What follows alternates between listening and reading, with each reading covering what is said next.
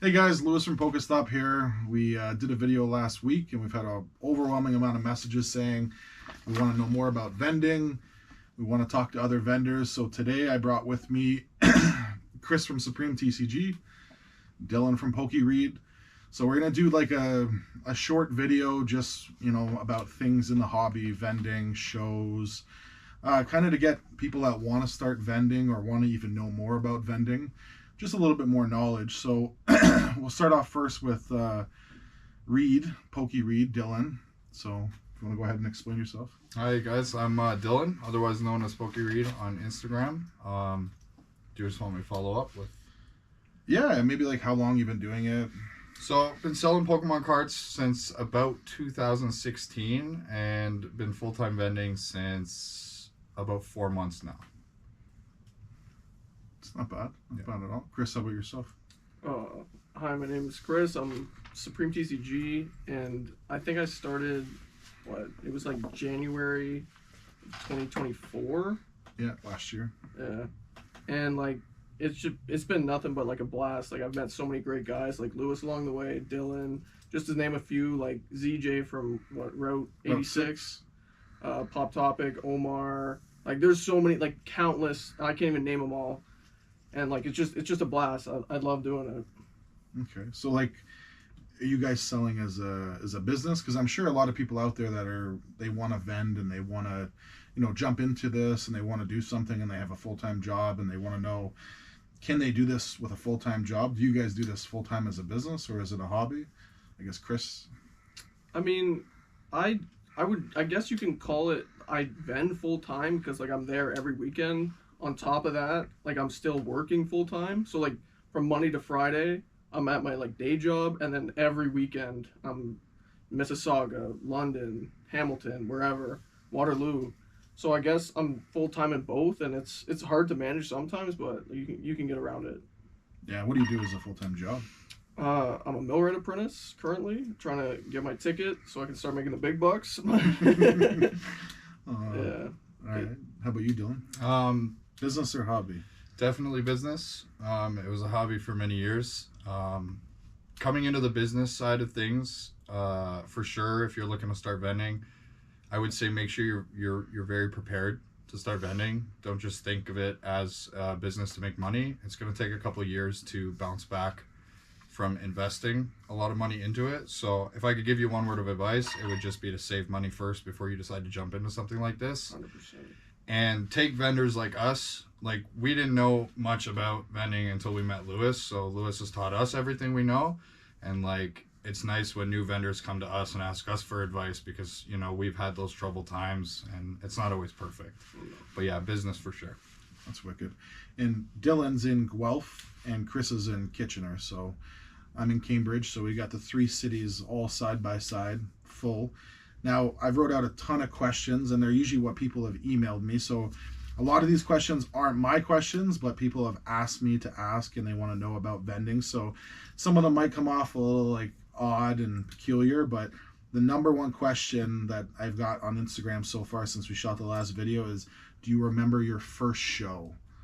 Do you remember yours, Dylan? Yeah, so I believe my first show was late 2019. I did a small toy show, and I was really excited to do my first show vending. And at the time, my product wasn't where it is today. And I think that show really showed me what I needed to do to become a successful vendor. And it was kind of like the early stages. And I learned a lot from the show. Didn't make that much money at the show, but I don't think I was going in there to make money. I think I was just going in to get my feet wet and see if I liked it. That's awesome. What city was that in? That was in Ancaster. And then this week you're going to be flying out to Winnipeg. Yes. How things change so fast. Yeah.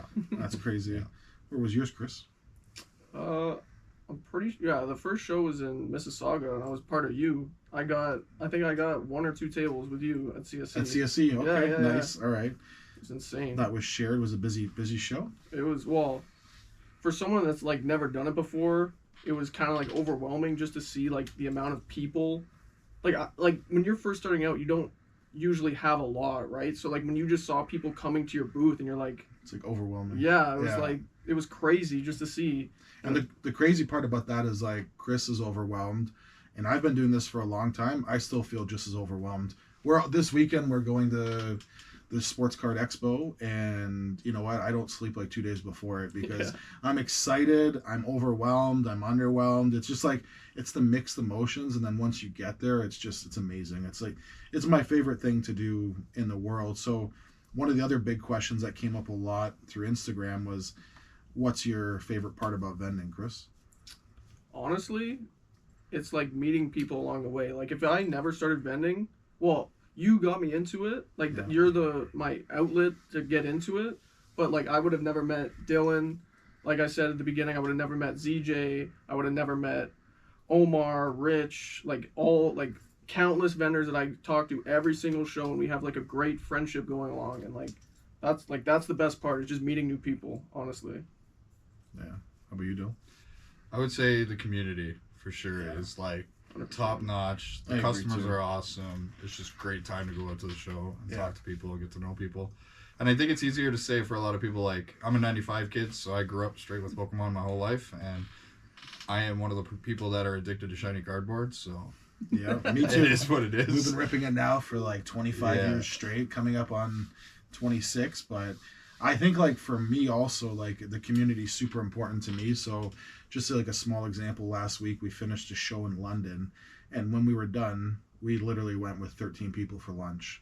So it's just like we went with 10 other vendors plus a couple people that brought out, and even at the show, like when you guys come up to my booth, I always have like 5 or 6 people behind the booth, and a lot of those are just friends. So people that just want to come out to support us and help us out. So like the community is like so key. Like we actually have a vendor to vendor night at my shop once a week, and it's all the vendors come out to trade, talk, hang out.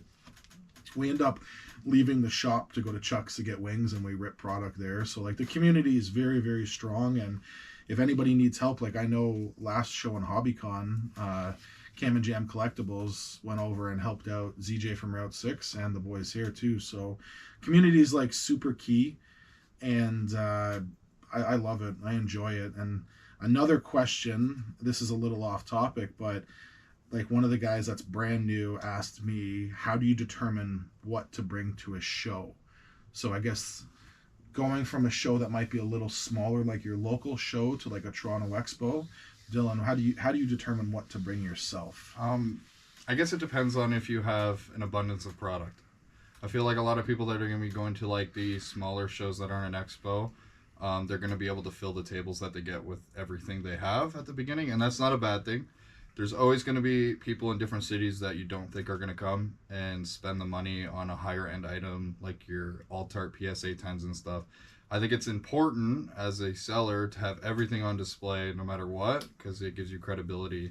And meeting people from other cities is good because it strengthens your business with more population around the area. Yeah. And how about you, Chris? What do you determine? I mean, it's kind of hard to say because like realistically, all it takes is one person Yep. to show up to that show. So like, for example, like when you think of Toronto, you think of like the big city, right? There's a lot more people versus if you were to go to like the smaller shows in like the smaller towns, right? Yep. So typically, like if you just want to think like realistically, when you go to Toronto, you want to bring everything you have, like all your big stuff, your big hitters, and like Dylan was just saying, like credibility is a big thing. Like when you have like ponchos or Altar 10s or high end whatever in your case, like people like walk by and they're like, damn. Yeah. And I think that's the same thing for me. So like when people ask, how do I determine? I try to bring a little bit of everything. And a prime example is like we do a lot of the smaller, more local shows in Southern Ontario also. And just a few months ago, a very small 30-table show I went to, somebody bought all 6 of my PSA 10 Shining cards. So it was just an average guy walked up. It was a small show, and a lot of the times those are cards that people would be like, you know what, like I just bring it to the bigger show. So for me, I just try to bring as much as possible within reason, because once you start vending, if you're inquiring to be a vendor, the table cost is something that you have to understand too, because the more tables you have, the more it cuts into your margin, and the more tables you have, the more people you have to help you. So like this weekend is a big issue for me because we're in the expo and we were only going to be bringing displays. So we've determined that we're going to leave some of our smaller cards back just because it is a bigger show. And I would love to get like 10 more tables. It's just, not economical. It's a little bit pricey. Another comment on that. There's no such thing as a bad show. If you're starting out as a 100%. vendor, go to every show, no matter what show it is, no matter how small that show is. Agreed. Build your customer base. Yeah, we've done shows like as far as like small towns like Fergus. Like I was at a show with some of my other favorite vendors, Mac and Mike, shout out, and they were set up in a wrestling ring in Fergus in the middle of a show. And I spent a lot of money there. So, it doesn't matter what show you go to or where you're at. You're always just looking for one deals. And, if I was trying to like tell vendors something, like sometimes you go to a show, maybe the sales aren't the best, but that's when you walk over to Dylan or Chris or, Prism TCG, Route 6, Mac and Mike, the TCG guy. If I didn't call you out, everyone, I respect everybody, but, you walk over to these guys and like, here, I'll give a big shout out. I was with Collector's Realm last week at the GT card show, and I walked up to them and I said, hey guys, let's do some trades. You guys have a ton of inventory. I have a ton of inventory. So we basically just took their doubles and my doubles and switched them out. It helps them. Shout out Keon, Misha. They get some stuff that they didn't have. I get some stuff I didn't have, and we've got that community built. And if you ask them, like when I first met them, I was always trying to buy their cards, right? So we didn't have that community vibe yet, but there's always a way that you can make money or move inventory around or change things at any show. And then one of the next questions is, this is the most complicated question, is what do you prefer to sell? That was sent in by Prism TCG Rich. Do you prefer to sell slabs, raw, sets? And if you do prefer these, do you prefer to sell modern, mid-era, or retro? We'll let Dylan go first. So I think it depends on the show. So I think Expo is a big show for slabs, and slabs are very hard to move. And I'll be 100% honest, a lot of the customer base right now is people wanting to buy near mint cards and grade them. The customers are also in it to make money sometimes, or you just have your general person that wants to be like in the hobby, like for what it is. But most of the time, slabs don't move very well for a vendor. Unless you're at those big shows. My favorite thing to bring right now is like small modern cards. They sell the fastest for me, and as a business, I have to look at it in a business perspective because it pays for my everyday life. If that's working, then I will continue to do that. But that would probably be my favorite. So modern raw cards under 100 or? I would say $10 to like $40. Yeah, simplistic stuff. Affordable. And now, before we go to Chris, you prefer to put those in a display, in a book, in a bin? How do you prefer to display those 10 to 40s? We put pretty much everything from like 20 to, I guess the max would be a couple thousand, depending on the card, in displays. Okay. Yeah. That makes sense. And Chris, how do you feel? Raw, slabs, sets, modern, mid, retro? I mean, well, it would definitely be modern, personally, yeah. But like personally, because like if I were to go to a show and buy cards, I would be looking for like the alt arts. The alt arts just they itch the part of my brain that just That you love it. yeah, It just different. yeah, it's just knowing that like, oh, if you wanted to like pull a Moomerang, what is it, one in couple thousand packs, yeah. For sure. It's just like knowing that you have that like the super rare card that like. By the way, Chris has every alt art. He has literally every alt art from every Credibility. set. From 2020, there's no alt arts that he doesn't have. If you guys want an alt art, he has more alt arts than I have. So Chris is loaded. So now your alts are generally going to be in a more expensive range. So you would prefer cards that are what, over $150 then? Yeah. Like it would be. I mean, well, that's the thing. Like alt arts range from like. Well, I guess if you want to call it like Obsidian Flames, it's full with SARs, but like I like the probably like 150 to like 500 range. Yeah, you like that. Okay. Yeah. Now saying that, you guys both have tons of alt art 10s. You prefer that just based on how quick your inventory moves. Yeah, flips. Because this is the way I think of it is like if I have like realistically an alt art 10 isn't in everybody's budget.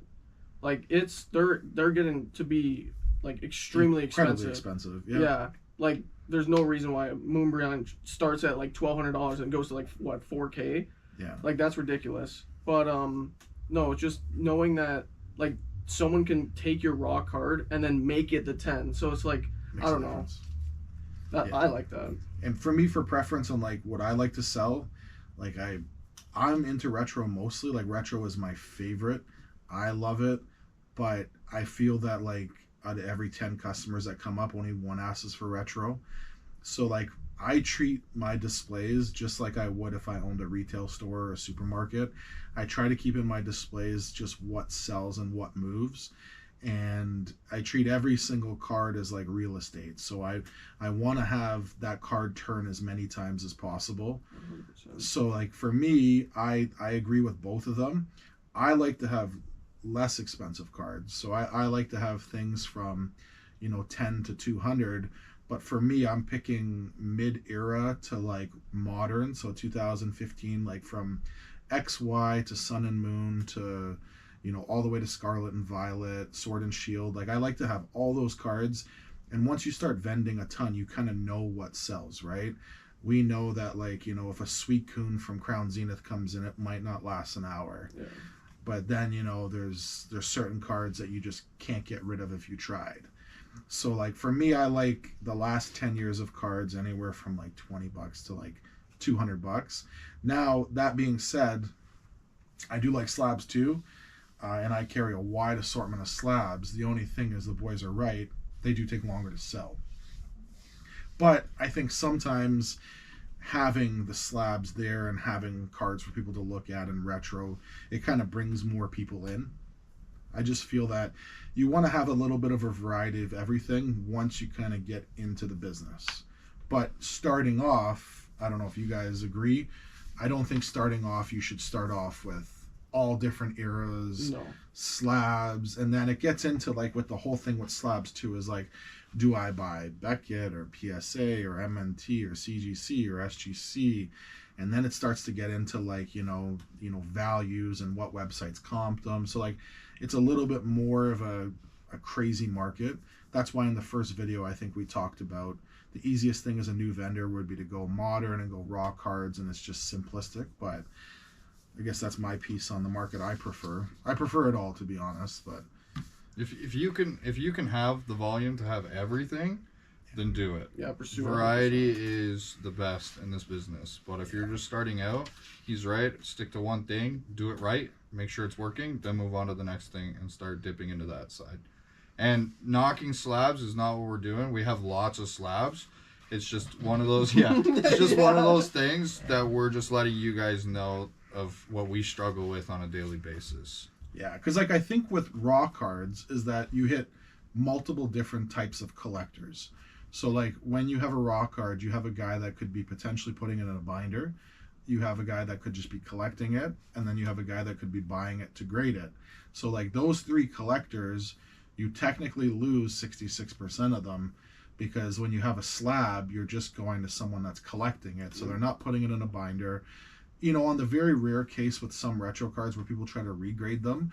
So like I think right there you've taken away 66% of the market, and you've left 33% of a person that just likes to collect it. And I think a big hunt nowadays is, get your card and get it graded, because it goes from like, a raw Moonbryon at 1600 goes to 3200.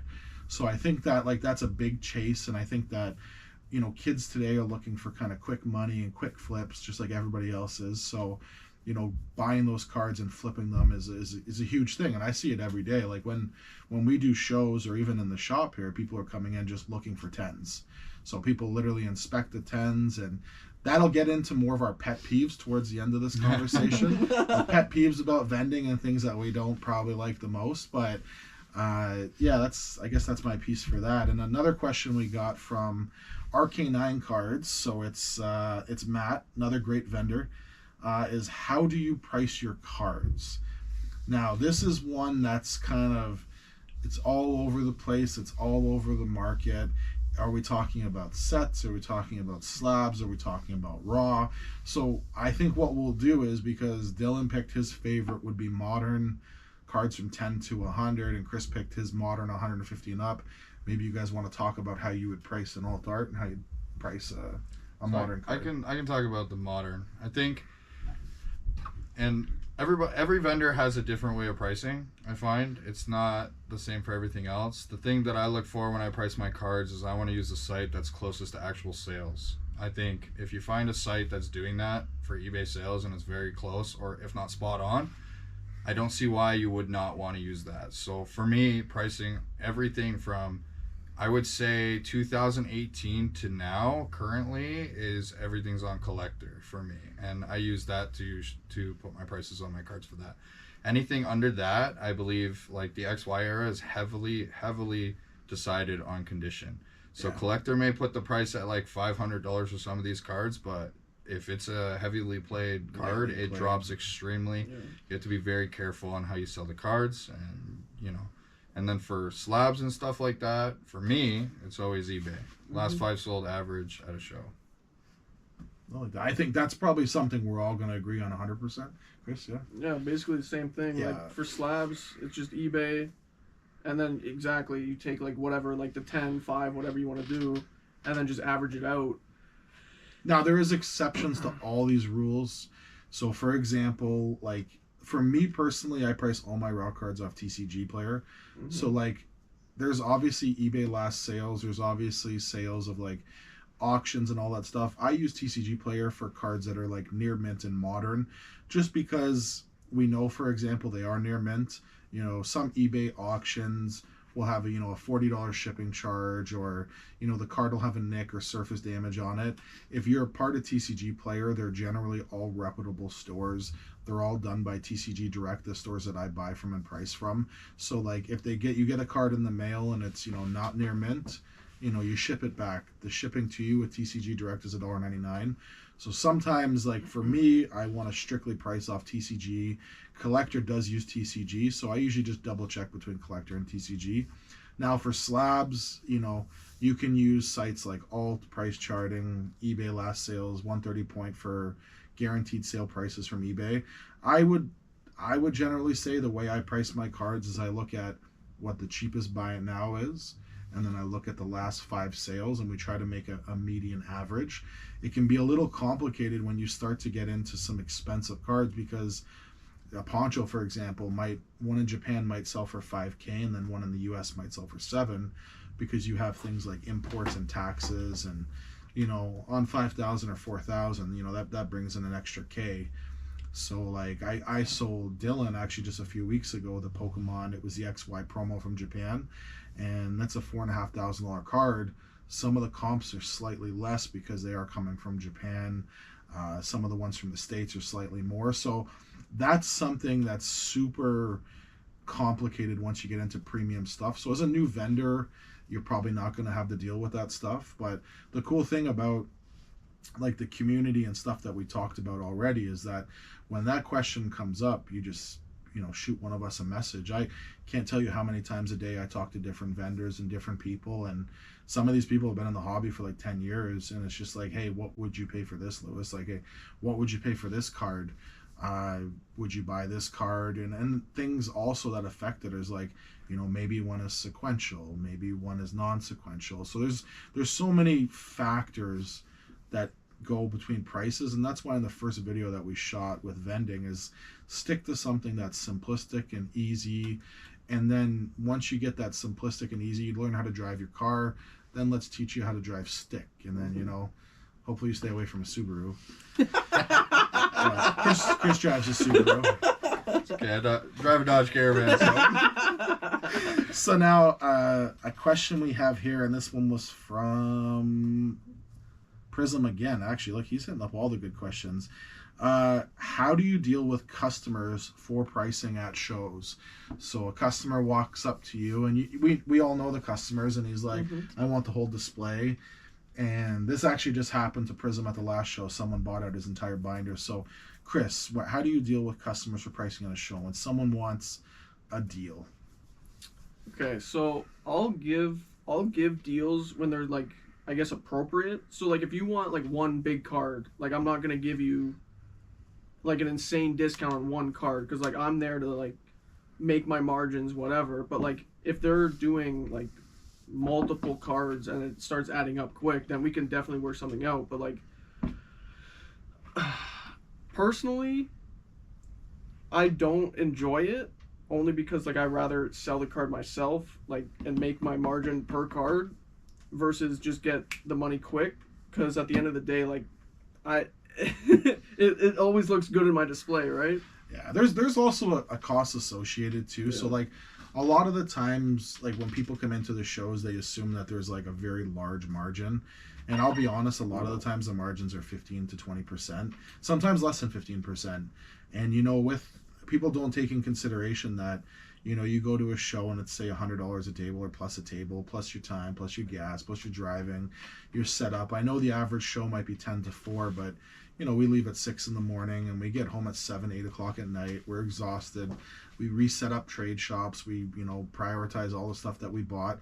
Plus, when we go to a show, we're also spending a substantial amount of money on more cards. So sometimes, like, I tell like people that come up to me, like friends and people that I've dealt with for years, is like, I would love to give you a deal, but you know, on a $100 card, a $15 margin is not usually the most. Now that being said, we still work deals out. We still do things with people all the time, and it does happen. It just has to make sense. It has to make Yeah. business sense. Yes. How do you feel about that, Dylan? I agree. I think it just has to make business sense in my eyes.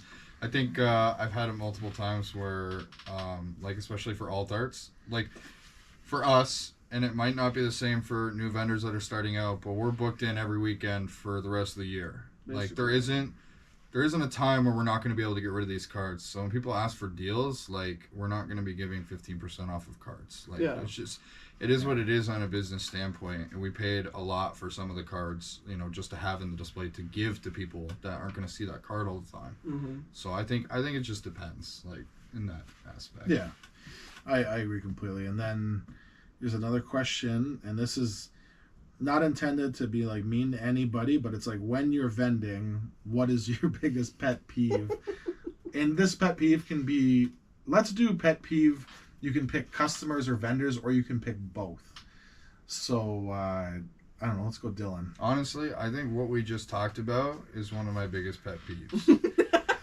And like, that's just being realistic. So just asking for deals. Yeah. Not asking for deals. I feel like we price these cards every day.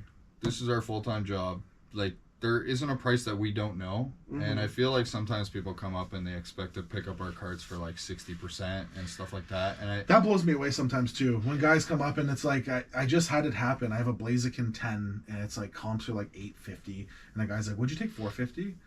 yeah, It's like, what? Like, it doesn't make sense. Really?